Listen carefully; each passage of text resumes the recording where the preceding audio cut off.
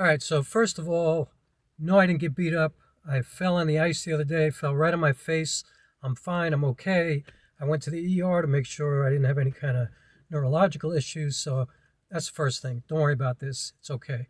The second thing I want to say is I finally had a day to myself where I was able to take care of some errands, some stuff that I needed to take care of in my life. I've been so busy.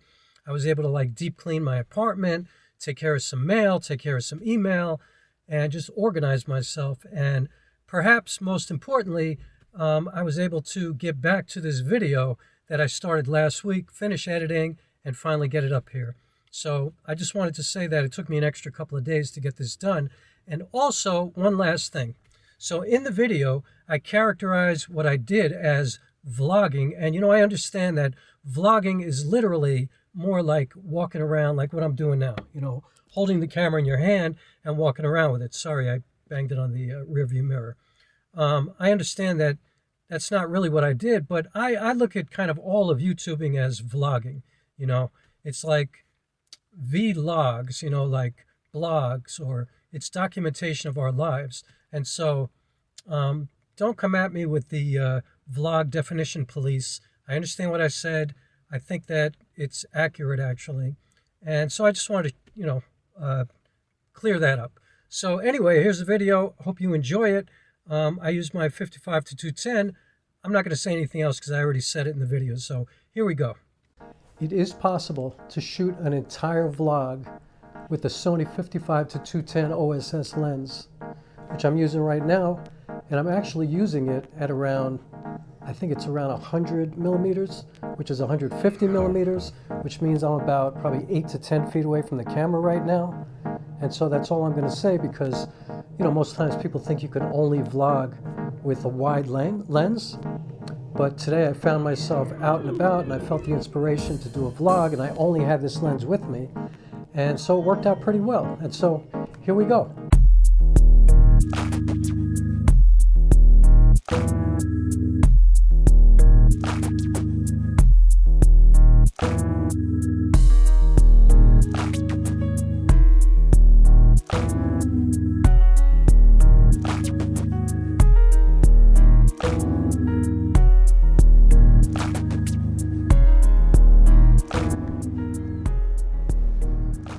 So today is a good example of always being prepared for doing something productive, doing some work.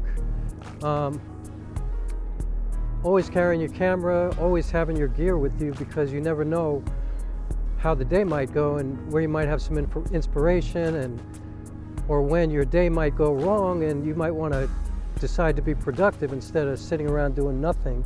And so today, that's how my day has kind of gone. I had some other things planned, everything got canceled, and so here I am doing this video. And I want to talk about how, and this is continuing in the series of process and, trying to get things done and being prepared to do them. And one of the really big things that I want to share is when you ask questions of other people who are more experienced or doing more in the field that you're working in, or whatever you're trying to do, whether it be music or film or sports or whatever you do, it's difficult for people to get a billion questions asked of them and to be able to stop and help every single person, especially if most of those people have absolutely no idea what they're talking about and what they're even asking. I think that it's a good idea to take some kind of initiative and take some kind of responsibility to, first of all, learn as much as you possibly can on your own before you start reaching out to people who really know. Because I think then you'll find that people are really, really generous in terms of what they'll offer you, as opposed to trying to figure out what to say to you when it's clear to them that you have no capacity to even, to get what they're giving to you. You know what I mean? To receive the information that you're providing them.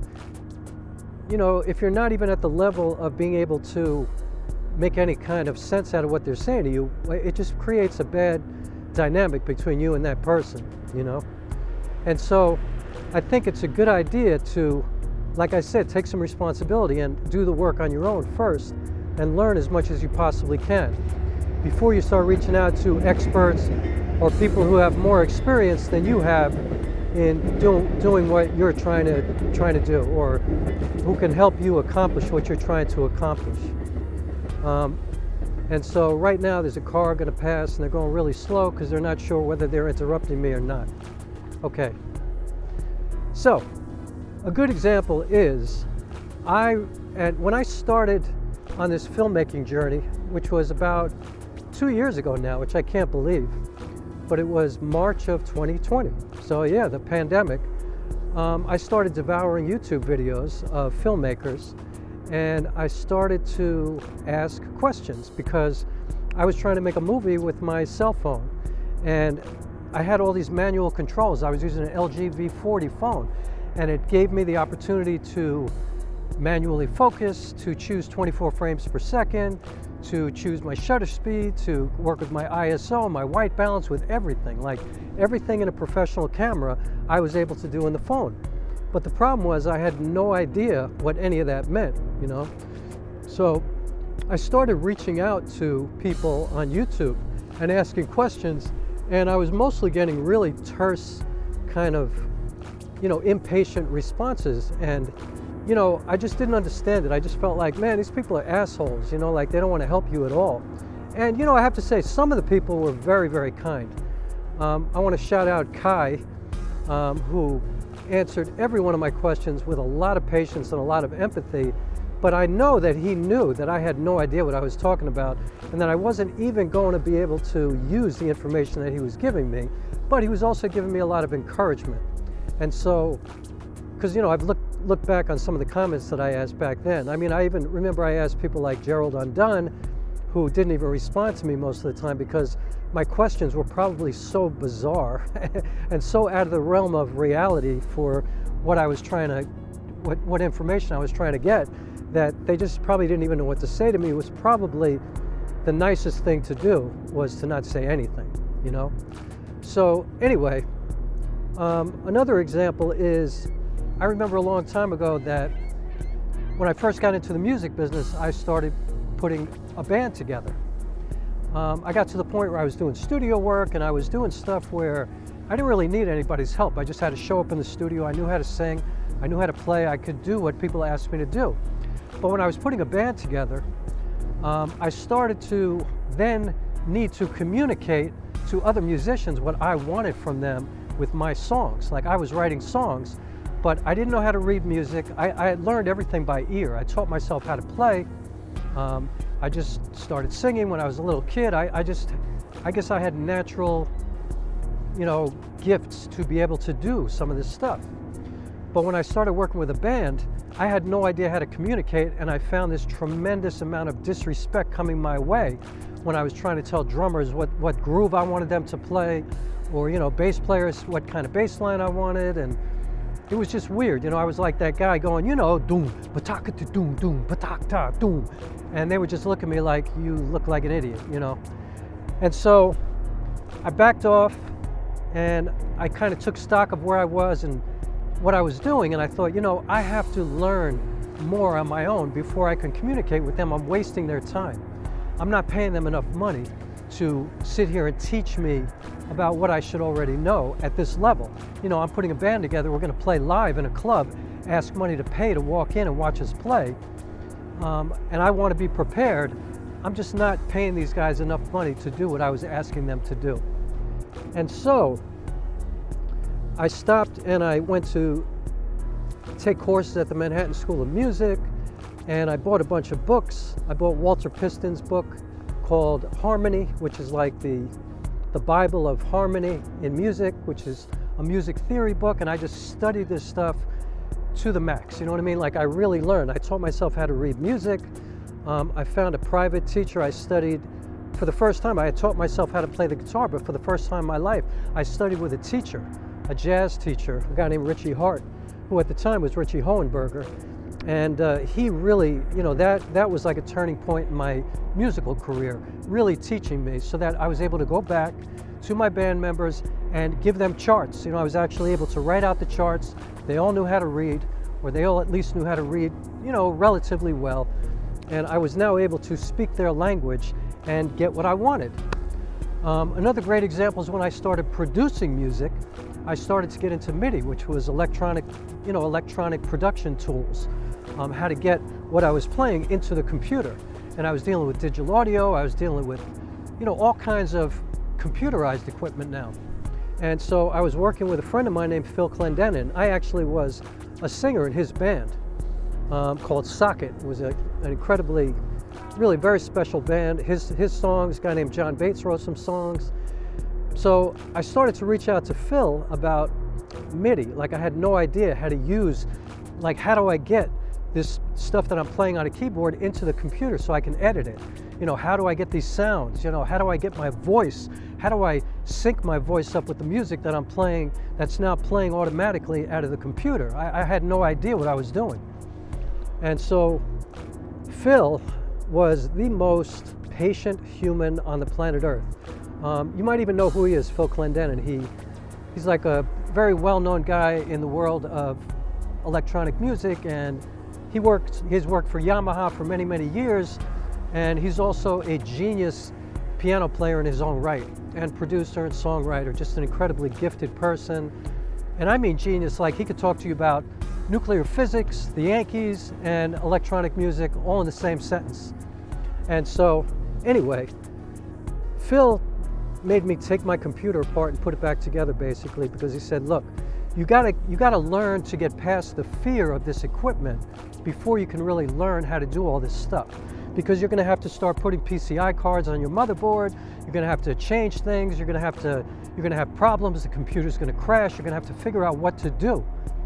And so he made me go through all the fundamentals first, to learn the basics. And then once I learned a certain amount, and I learned fast, because when I decide to do something, I do it, like I do it all the way, I get in 100%.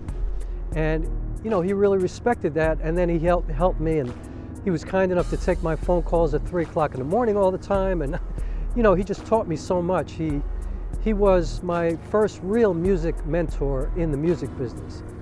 And so anyway, what I'm trying to say is that no matter what you do, you should really learn a lot before you start asking for help. It's the same thing in athletics. Like, people often over the years have asked me about training, because I've been an athlete my whole life, and I deal with nutrition a lot and stuff like that, and people ask a lot of questions, and I try to help them, but without a certain foundation of self-knowledge, it's going to be hard for them to really understand what I'm saying sometimes, unless I can be more hands-on. And I went through the same thing. I had a mentor who taught me how to train, a guy named Jimmy Pinkston, when I was a little kid. And then I met Jim and Phil Wharton years later, after I had played football and basketball and baseball my whole life. And, I wound up playing at a pretty high level. And then I met the Whartons when I was in my early 20s, and in my late 20s. And I realized that I had no idea how to really train. Like, I was just hurting myself. And these are guys who had trained Olympic athletes, world-class athletes, and also had rehab people who had been in wheelchairs their whole lives, and they got them to, like, literally run a marathon after being in a wheelchair forever. I had a really good foundation of how to do certain things, so the information I was getting from these world-class trainers was so invaluable to me, and they could offer me a lot because I already knew quite a bit. And so I was able to learn more than I could have learned if I didn't know what I was talking about initially. So that, I think, is something that's really important. With regards to my camera, and with regards to your camera, if you're just at the learning stage, like, I'm kind of past the initial learning stage now, but you need to learn what every setting is in the camera. Like, you have to learn, like, I have a Sony a6400. Now, it's legendary how complicated the menu system is in the Sony. But for me, I love reading manuals, I love getting into stuff like that, I love watching videos, I love learning. And so I realize that I need to learn every single setting, what every single button does, how I can control this camera to become almost like a musical instrument for me, Like, if you're a great guitar player, it doesn't really matter what guitar you're playing, in capable hands, it's going to sound incredible. You can play genius work, you can do, magnificent Coltrane level, Hendrix level, you know, Beethoven, whatever. You can get to your genius as long as you learn how to max out what you have. And so it's the same thing with the camera. And so I had an epiphany today, and that's what kind of brought me out here for this video. And the epiphany was, I've been watching a Gerald Undone video on picture profiles for a year and a half. And you know, I've been studying this guy Casey Farris's work on YouTube as well to learn how to use DaVinci Resolve. And Casey Farris, you know, breaks things down for a beginner, and then he can get really advanced as well. But with Gerald Undone, if you don't know what you're doing, it's like trying to learn Mandarin, you know, or a different language, you know? And so I've been really wanting to learn about picture profiles, and you know, once I got past learning about my exposure and stuff like that and getting past kind of the basic stuff, I wanted to up my game and learn about picture profiles and, you know, creative styles and the differences and dynamic range and stuff like that. But I really had no idea what I was doing. And so I kept watching this video and it just didn't make any sense to me. So I'd go back and I'd learn some more and I'd come back and watch it again. And I just kept doing this over and over and over again until eventually, today I watched it probably for the 15th or the 20th time. And suddenly it all made sense to me. Like I really understood what he was talking about. And I was really able to apply these settings. And basically what I wound up doing was resetting my Sony a6400 back to its original settings, because I realized that I was taking other people's settings and trying to make that look good for me, and nothing ever quite looked the way I wanted it to look. And that was sending me back to DaVinci Resolve, trying to mess with the color and trying to push colors around and trying to mess with, you know, my settings in the editing software, when what I should have been doing was trying to get everything right in camera first for me. You know, what worked best for my taste, the way I wanted things to look. And so suddenly I realized that I'm on the level where I can actually, at least at a very basic level, understand what a guy like Gerald Undone is talking about, you know? I suddenly understand lighting much more, you know, even though my face might be blown out right now because the sun is right there. And actually, even though I was kind of prepared today, like I started this video talking about being prepared with my camera on me all the time, well, turns out I'm just carrying my Sony 55-210 lens with me right now because I just had it fixed recently. It had some mold in it.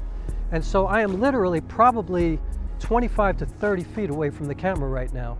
It's set at about 70 millimeters, which is kind of like 105 millimeters on a full frame camera. So this is like some bird watching shit. Like I'm pretty far away. So I wasn't as prepared as I would have liked to have been, but I set it to f8, so I should be in focus. I have the focus, autofocus set to the center of the frame, and I can kind of see myself in the center of the frame, and I tested it before. So you see what I mean? I kind of know what I'm talking about. Even though I'm 2 years in, I finished a full-length feature film on my phone. I'm now working on a documentary for a friend of mine. I'm working on a short film based on a poem that I wrote recently called Be the Bridge. And I'm working on my second feature film with this camera. And I'm thinking about getting a second camera as well to have a B-cam. Which is funny that I even know what B-cam means. You know, B-camera, a second camera for a second angle. But I'm not sure I want to do that. I'm thinking that I want to, again, see how far I can push this making a film by myself thing. You know what I mean? Like, I'm a solo theater artist, and so I'm trying to create a solo film genre. And, you know, most YouTubers film themselves all the time, but do they make feature films by themselves, shooting with no crew, doing the sound themselves, doing everything themselves, the lighting, everything? I think that's kind of rare, and I pulled it off with my phone. And so now I want to see what I can do with better equipment. And, you know, we're always looking to upgrade, we're always looking to get the best camera.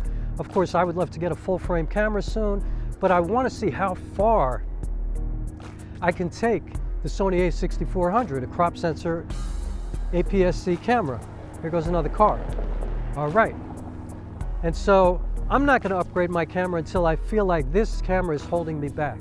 And I certainly don't feel that way. I feel like I have an infinite amount of room to continue to grow until I feel like I've mastered this particular instrument. So you hear the birds, they agree with me. So anyway, that's where I'm going to stop. learn as much as you can before you start reaching out. And then when you reach out, you're going to find that there are so many incredibly gifted, generous spirits willing to help, as long as you show some kind of initiative first in knowing what you're talking about. And my apologies to all of the YouTubers that I reached out to over the last year and a half with the dumbest questions in the history of the world. Most of you didn't respond to me, some of you did. Many of you with very short, kind of terse answers, and I totally get it, and I apologize for wasting your time. And thank you to those who reach out with these generous answers, like Stephen from Purpose Lens and Media. You know, you guys are incredible, and I learned so much from you. And the amount of information that I see at YouTube is just actually remarkable. And I want to be able to do the same thing. So as I grow, I'm going to continue to try, I'm going to try to contribute something myself, so that if you feel like you can get something from me, feel free to ask. I'm going to get back to you. So anyway, I'm going to get out of here. It's kind of cold, even though it looks warm and it looks beautiful. It's kind of cold.